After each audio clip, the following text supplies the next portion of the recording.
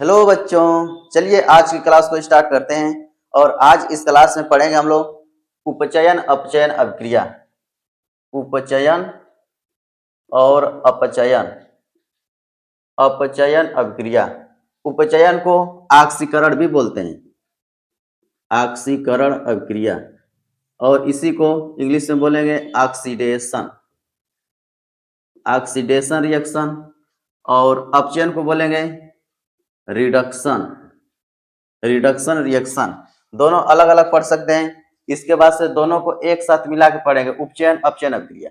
ये उपचयन अभिक्रिया तथा अपचयन अभिक्रिया, और दोनों को एक साथ बोलेंगे उपचयन अपचयन अभिक्रिया।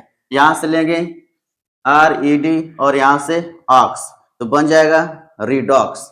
यानी इस अभिक्रिया को कहते हैं रिडॉक्स अभिक्रिया। रिडॉक्स अभिक्रिया अगर कहें, इसका मतलब उपचयन अपचयन अभिक्रिया की बात हो रही है। एक बार देखें, पीछे हम लोग पढ़े थे संयोजन अभिक्रिया। संयोजन का मतलब अलग अलग अभिकारक आपस में जुड़ करके और एकल उत्पाद का निर्माण कर रहे थे। और फिर पढ़े थे वियोजन अभिक्रिया। वियोजन अभिक्रिया का मतलब एक ही अभिकारक था, अलग अलग उत्पाद में परिवर्तित हो रहा था, बदल रहा था ऐसे। तो वियोग हो गया, टूट हो गया, मतलब टूट गया, तो इसे कहेंगे अपघटन। अपघटन, अपघटित हो गया, अलग अलग घटकों में टूट गया। तो वियोजन अभिक्रिया में एक ही अभिकारक रहेगा, अलग अलग उत्पाद में परिवर्तित हो जाएगा। इसके बाद से पढ़े थे विस्थापन अभिक्रिया। विस्थापन, विस्थापन को एक और नाम दिए थे प्रतिस्थापन। इसका मतलब अगर कोई तत्व है, जैसे लिख दिया यहाँ पे Fe, और दूसरा कोई यौगिक है, मान लेते कॉपर सल्फेट है, तो बन जाएगा आयरन सल्फेट FeSO4, और कॉपर को विस्थापित कर दिया, तो इसे कहेंगे विस्थापन अभिक्रिया। बस इतना बताए थे। जो हटाने वाला है ये ज्यादा क्रियाशील होना चाहिए, अगर कम क्रियाशील है तो ये रिएक्शन होने वाला नहीं है। अगर इसी को ऐसे लिख दें Cu, इसके बाद से लिख देते हैं FeSO4, ये कम क्रियाशील, कॉपर कम क्रियाशील है, आयरन ज्यादा क्रियाशील है। तो ये कम क्रियाशील वाला कभी भी आयरन को हटा नहीं पाएगा, मतलब कोई भी अभिक्रिया नहीं हो पाएगी। लिखेंगे नो रिएक्शन। यानी विस्थापन अभिक्रिया में होता क्या है, कोई ज्यादा क्रियाशील वाला तत्व कम क्रियाशील वाले तत्व को उसके लवण में से विस्थापित कर देता है। ठीक है, इस प्रकार से विस्थापन अभिक्रिया पढ़े थे। अगला पढ़े थे इसमें द्विविस्थापन अभिक्रिया। द्विविस्थापन अभिक्रिया। द्विविस्थापन का मतलब उसमें दोनों का विस्थापन हो रहा था। इसे दो लवण लिए थे, उसमें आयनों का आदान प्रदान हो गया था। जैसे में KCl AgNO3 ऐसे ले लिए कोई अभिकारक, तो इसमें कहे थे एक धनायन इसके ऋणायन के साथ जुड़ जाएगा और ये वाला धनायन इसके ऋणायन के साथ जुड़ जाएगा। इसका मतलब इसे कहेंगे द्विविस्थापन अभिक्रिया। ये सब पीछे पढ़ चुके हैं। सबसे पहले पढ़े थे संयोजन अभिक्रिया, फिर पढ़े थे वियोजन अभिक्रिया, उसके बाद से तीसरे नंबर पे पढ़े थे विस्थापन या प्रतिस्थापन अभिक्रिया। विस्थापन अभिक्रिया विस्थापित कर देता है। और चौथे नंबर पे पढ़े थे द्विविस्थापन अभिक्रिया। द्विविस्थापन का मतलब इसमें दो दो का विस्थापन हो गया, यानी यह भी विस्थापित हो गया, यह भी विस्थापित हो गया। कहने का मतलब ये इसका धनायन इसके ऋणायन के साथ जुड़ गया, इसका धनायन इसके ऋणायन के साथ जुड़ गया, मतलब आयनों का आदान प्रदान हो गया। तो इसके परिभाषा में यही लिखेंगे, ऐसी अभिक्रियाएं जिसमें अभिकारकों के आयनों का आदान प्रदान हो जाता है उसे द्विविस्थापन अभिक्रिया कहते हैं। अब आ जाते हैं उपचयन और अपचयन अभिक्रिया पर। ये पीछे पढ़ाए थे, इसको याद रख सकते हैं। अपचयन और उपचयन अभिक्रिया, इसको समझते हैं। उपचयन अभिक्रिया क्या है और अपचयन अभिक्रिया क्या है। उपचयन का मतलब ऑक्सीडेशन, इसको ऑक्सीकरण कहते हैं। और अपचयन का मतलब रिडक्शन। उपचयन में क्या होगा, ऑक्सीकरण का मतलब ऑक्सीजन का जुड़ना, ऑक्सीजन का जुड़ना कहलाएगा ऑक्सीकरण। और अपचयन का मतलब हो जाएगा ऑक्सीजन का निकलना, रिड्यूस। रिडक्शन का मतलब रिड्यूस होना, बाहर निकलना। और ऑक्सीडेशन का मतलब ऑक्सीजन का आके जुड़ जाना। ऑक्सीजन का जुड़ना ऑक्सीकरण, तो ऑक्सीजन का निकलना अपचयन कहलाएगा। और क्या बोलेंगे इसमें, एक सोचेंगे ऑक्सीजन का जुड़ना अगर ऑक्सीकरण है तो हाइड्रोजन का निकलना भी ऑक्सीकरण है। इसको याद रखेंगे, हाइड्रोजन का निकलना। अगर ऑक्सीजन का जुड़ना ऑक्सीकरण है तो हाइड्रोजन का निकलना भी ऑक्सीकरण है। ऐसी रासायनिक अभिक्रियाएं जिसमें ऑक्सीजन जुड़ता हो तो कहेंगे ऑक्सीकरण हो गया, अगर हाइड्रोजन निकलता हो तब भी कहेंगे ऑक्सीकरण हो गया। दूसरा क्या समझेंगे, ऑक्सीजन का निकलना अपचयन कहलाएगा तो इसके विपरीत सोचेंगे हाइड्रोजन का जुड़ना अपचयन कहलाएगा यानी रिडक्शन कहलाएगा। एक याद रखेंगे, दूसरा वाला उल्टा सोच लेंगे, ऑक्सीजन जुड़ता है तो ऑक्सीकरण, तो हाइड्रोजन निकलता है ऑक्सीकरण। ऑक्सीजन का निकलना अपचयन तो हाइड्रोजन का जुड़ना भी अपचयन। कैसे याद रखेंगे, बस एक याद रखें, ऑक्सीजन का जुड़ना ऑक्सीकरण, ऑक्सीजन का निकलना अपचयन। ठीक है, ऑक्सीजन का जुड़ना ऑक्सीकरण और उसी में उल्टा सोच लेना हाइड्रोजन का निकलना भी ऑक्सीकरण। दूसरा कैसे सोचेंगे, ऑक्सीजन का निकलना अपचयन तो हाइड्रोजन का जुड़ना भी अपचयन। इसको बार बार लिखें ताकि याद हो जाए। आगे हम जा रहे हैं लिखने परिभाषा। सबसे पहला लिखते हैं उपचयन अभिक्रिया। उपचयन अभिक्रिया किसे कहते हैं, उपचयन अभिक्रिया, इसमें लिखेंगे जिन रासायनिक अभिक्रियाओं में ऑक्सीजन जुड़ता है या हाइड्रोजन निकलता है, उन अभिक्रियाओं को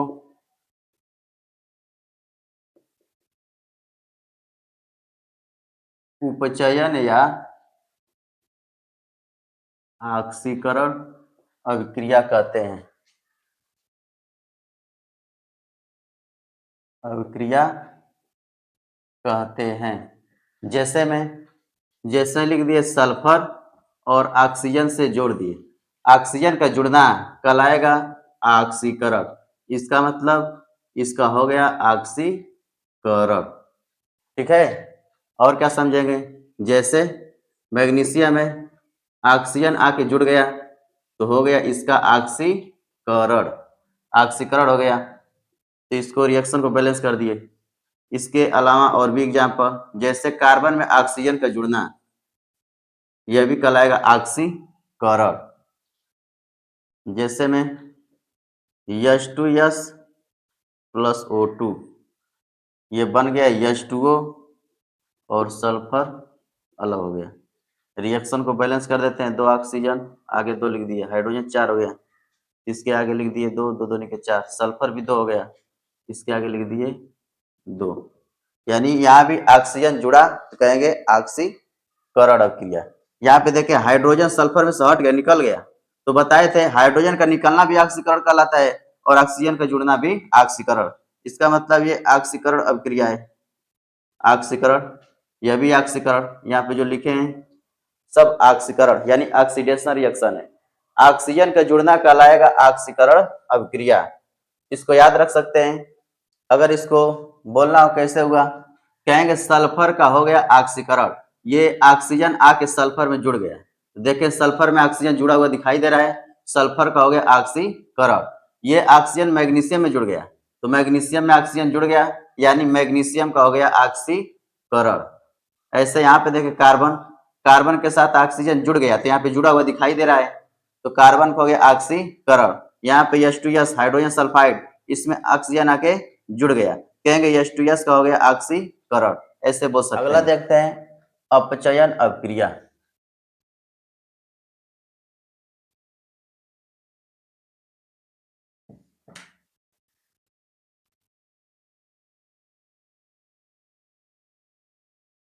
अपचयन अभिक्रिया, इसमें लिखेंगे जिन रासायनिक अभिक्रियाओं में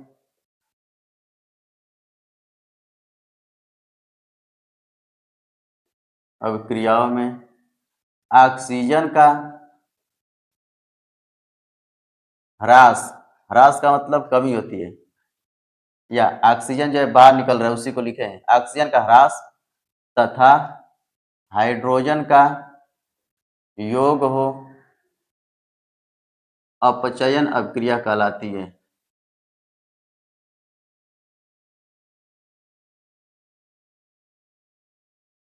यानी जिस रासायनिक अभिक्रिया में ऑक्सीजन बाहर निकलेगा और हाइड्रोजन जुड़ेगा, जैसे लिख दिया यहाँ पे MgO, इसको तोड़े मैग्नीशियम अलग हो गया, ऑक्सीजन अलग हो गया।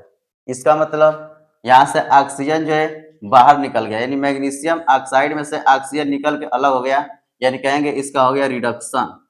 यह है रिडक्शन या अपचयन, अपचयन अभिक्रिया।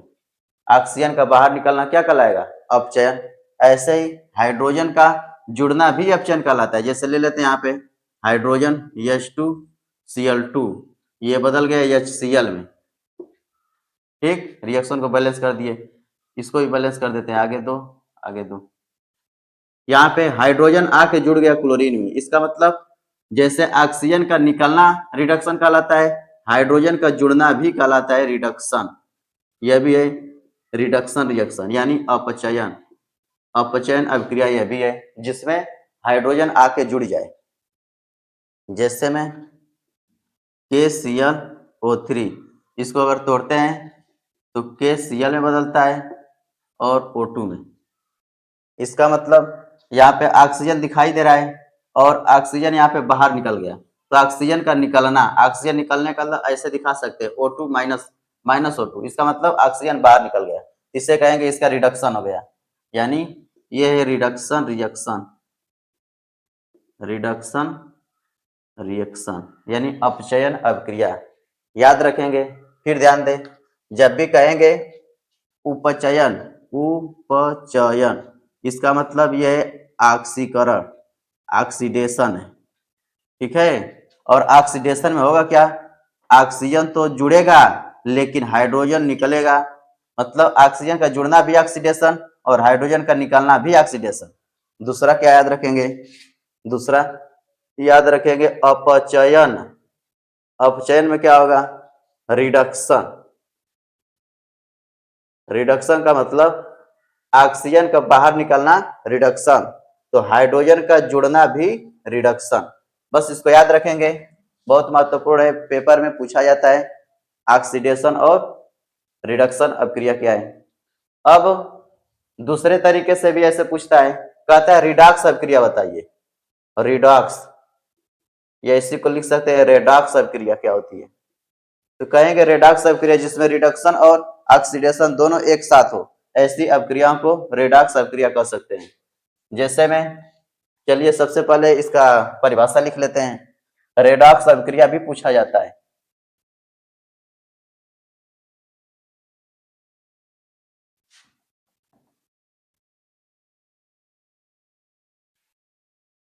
हेडिंग लिखते हैं उपचयन अपचयन,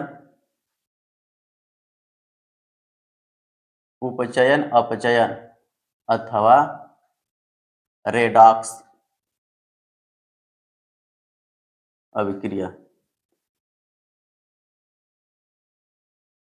देखें, यह उपचयन अपचयन, उपचयन अपचयन अभिक्रिया बोल दे या रेडॉक्स अभिक्रिया बोल दे, दोनों एक ही बात है। इसमें क्या लिखेंगे? ऐसी अभिक्रियाएं, या लिख सकते हैं जिन अभिक्रियाओं में, जिन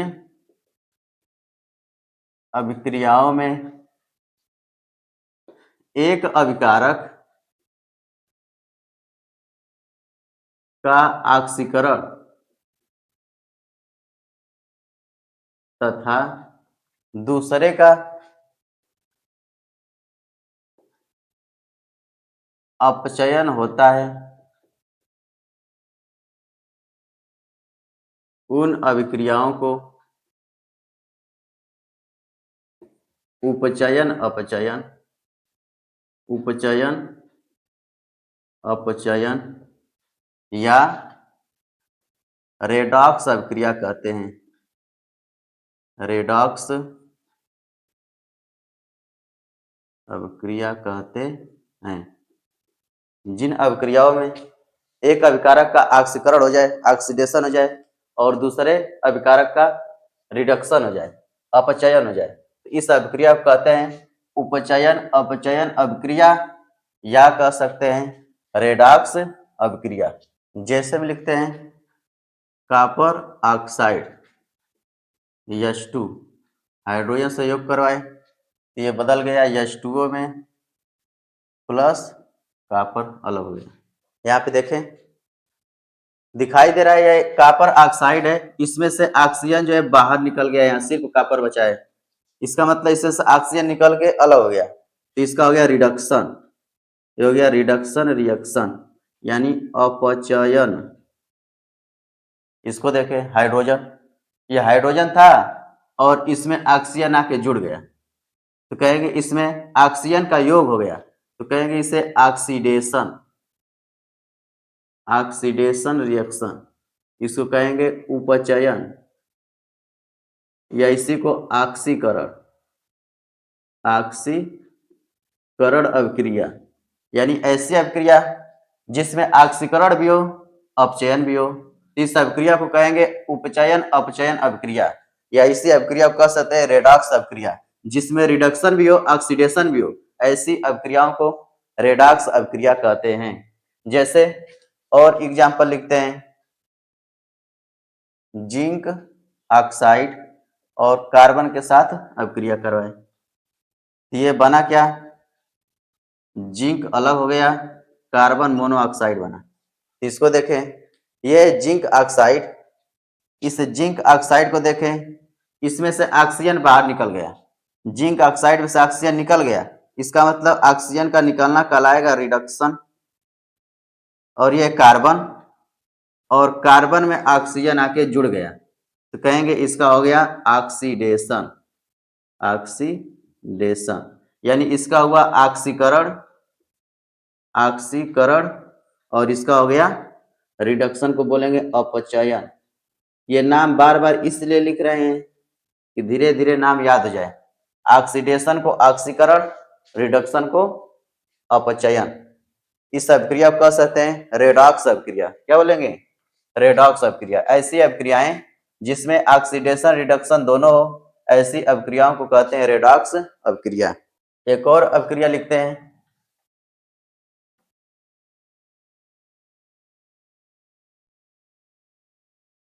MgO2 प्लस HCl, इससे बन गया मैग्नीशियम क्लोराइड बनेगा MgCl2 और H2O बाहर निकलेगा और क्लोरीन गैस, ऐसे अभिक्रिया करवा दिया। सबसे पहले रिएक्शन को बैलेंस कर लेते हैं। इसमें यहाँ पे कितना ऑक्सीजन दिखाई दे रहा है 2, यहाँ पे 1 है, इसके आगे 2 होना चाहिए, तो लिख दिए 2। हाइड्रोजन यहाँ पे 4 हो गया, इसका मतलब यहाँ पे हाइड्रोजन होना चाहिए 4, इसके आगे 4 लिख दिए। क्लोरीन यहाँ पे 4 है, यहाँ भी 2 क्लोरीन 2 क्लोरीन 4 इधर भी है। मैग्नीशियम 1 है, मैग्नीशियम 1 है, रिएक्शन बैलेंस है। अब क्या करते हैं देखें, ये मैग्नीशियम ऑक्साइड, मैग्नीशियम ऑक्साइड में देखें ऑक्सीजन अलग हो गया, इसमें से ऑक्सीजन निकल गया, इसका मतलब कहेंगे इसका हो गया रिडक्शन, रिडक्शन हो गया। ऐसे HCl में देखिए क्लोरीन, यहाँ पे क्लोरीन दिखाई दे रहा है लेकिन इसमें से हाइड्रोजन निकल गया, तो हाइड्रोजन का निकलना जैसे बताए थे ऑक्सीजन का निकलना अपचयन कहलाएगा यानी रिडक्शन कहलाएगा, तो हाइड्रोजन का जुड़ना भी रिडक्शन कहलाएगा। यहाँ पे ऑक्सीजन निकल गया तो हो गया रिडक्शन, माइनस का मतलब निकल गया, और यहाँ पे हाइड्रोजन निकल गया तो पीछे बताए थे ऑक्सीजन का जुड़ना ऑक्सीडेशन, ऑक्सीजन का जुड़ना ऑक्सीडेशन और हाइड्रोजन का निकलना ऑक्सीडेशन, तो यहाँ से हाइड्रोजन निकल गया, हाइड्रोजन निकला मतलब इसका हो गया ऑक्सीडेशन, ऑक्सीडेशन ऑक्सीकरण। फिर ध्यान से सुने, ऑक्सीजन का निकलना अपचयन, हाइड्रोजन का जुड़ना भी अपचयन, यहाँ से ऑक्सीजन निकल गया तो अपचयन हो गया। दूसरा क्या बताए थे, ऑक्सीजन का जुड़ना ऑक्सीडेशन, हाइड्रोजन का निकलना भी ऑक्सीडेशन, तो यहाँ से हाइड्रोजन निकला मतलब ऑक्सीडेशन हो गया, ऐसे याद रख सकते हैं। और इसमें देख लेते हैं उत्प्रेरक क्या होते हैं, कैटालिस्ट क्या होते हैं। ऐसे पदार्थ जो रासायनिक अभिक्रियाओं के वेग को परिवर्तित कर दे, यानी अभिक्रिया को या तो तेज कर दे अभिक्रिया को या तो तेज कर दे या तो स्लो कर दे। स्लो मतलब धीरे। हेडिंग लिखेंगे उत्प्रेरक। लिखेंगे वे पदार्थ जो किसी रासायनिक अभिक्रिया को या किसी रासायनिक अभिक्रिया के वेग को, रासायनिक अभिक्रिया के वेग को परिवर्तित कर दे, परिवर्तित कर दे, उत्प्रेरक कहलाते हैं, उत्प्रेरक कहलाते हैं। वे पदार्थ जो किसी रासायनिक अभिक्रिया के वेग को परिवर्तित कर दें उत्प्रेरक कहलाते हैं, यानी उसे कहते हैं कैटालिस्ट। कैटालिस्ट उत्प्रेरक कहलाते हैं। KClO3 इसको यमियन O2 की उपस्थिति में अगर गर्म करें तो ये बदल जाएगा KCl में और ऑक्सीजन गैस बाहर निकल जाएगी। तो ये जो है अभिकारक उत्पाद में बदला मैग्नीशियम ऑक्साइड के उपस्थिति में, इसकी उपस्थिति में अभिक्रिया का वेग जो है तेज हो जाता है। इसका मतलब ये जो है उत्प्रेरक है। ये क्या है? उत्प्रेरक। यही कैटालिस्ट है जो अभिक्रिया के वेग को बढ़ा दिया। रिएक्शन को बैलेंस कर लेते हैं। यहाँ पे 2 ऑक्सीजन इधर है, 3 इधर है, इसके आगे 2 लिख देते हैं और इसके आगे 3। 3 दूना के 6, 3 दूना के 6। यहाँ पे K 2 बार है, Cl भी 2 बार है, आगे लिख देते हैं 2। K 2 बार हो गया और Cl भी 2 बार हो गया। जैसे वनस्पति घी होती है तो सबसे पहले लिखते हैं वनस्पति तेल, वनस्पति तेल। और वनस्पति तेल में हाइड्रोजन गैस को जब प्रवाहित करते हैं तो वनस्पति घी में बदल जाती है, वनस्पति घी। ये अभिक्रिया करवाते हैं, हाइड्रोजन का योग जब करवाते हैं, हाइड्रोजन गैस को जब प्रवाहित करते हैं वनस्पति तेल में तो वनस्पति घी में परिवर्तित हो जाता है। और ये अभिक्रिया करवाई जाती है निकिल उत्प्रेरक की उपस्थिति में, इसको कहेंगे उत्प्रेरक। तो अभिक्रिया की दर को बहुत ही तेजी से बढ़ा देता है। तो उत्प्रेरक उसे कहते हैं जो अभिक्रिया के दर को या तो बढ़ा दे या तो घटा दे, यानी परिवर्तित कर दे। जैसे में बहुत ज्यादा अगर शोर हो रहा है तो मान लेते हैं कोई टीचर आ गया क्लास में, या कहीं घर पे हो, खूब खेल रहे हो, कूद रहे हो, लेकिन कोई गार्जियन आ गया, पापा आ गए, तो तुरंत जो है हम स्लो हो जाते हैं, धीरे हो जाते हैं। मतलब पापा जो है अभिक्रिया में भाग तो नहीं लिए, लेकिन पापा को देख के अभिक्रिया स्लो हो गई, धीरे हो गई। तो ऐसी अभिक्रिया जिसकी उपस्थिति में उसका वेग धीरे हो जाता है उसे कहते हैं ऋणात्मक उत्प्रेरक। लेकिन अगर किसी के उपस्थिति में अभिक्रिया का दर बढ़ जाए तब उसे कहेंगे धनात्मक उत्प्रेरक। जैसे कई लोग झगड़ा कर रहे हैं, वहां पे कोई तीसरा आदमी आया और आके बोल दिया मार मार, इसके बाद से लड़ाई चालू हो गई। इसका मतलब तीसरा वाला आदमी अभिक्रिया में भाग नहीं लिया, लेकिन अभिक्रिया करवा दिया, अभिक्रिया के वेग को बढ़ा दिया। तो ऐसे पदार्थ को ही उत्प्रेरक कहते हैं जो अभिक्रिया के वेग को बढ़ा दे और अभिक्रिया के वेग को घटा दे। जो अभिक्रिया के वेग को बढ़ाएगा उसे कहेंगे धनात्मक उत्प्रेरक, और जो अभिक्रिया के वेग को कम कर देगा उसे कहेंगे ऋणात्मक उत्प्रेरक। ठीक है, इंग्लिश में इसको कैटालिस्ट बोलते हैं। तो देख लिए उत्प्रेरक क्या होते हैं। कुछ अभिक्रियाएं ऐसी होती हैं जिनके उपस्थिति के कारण अभिक्रिया का दर परिवर्तित होता है।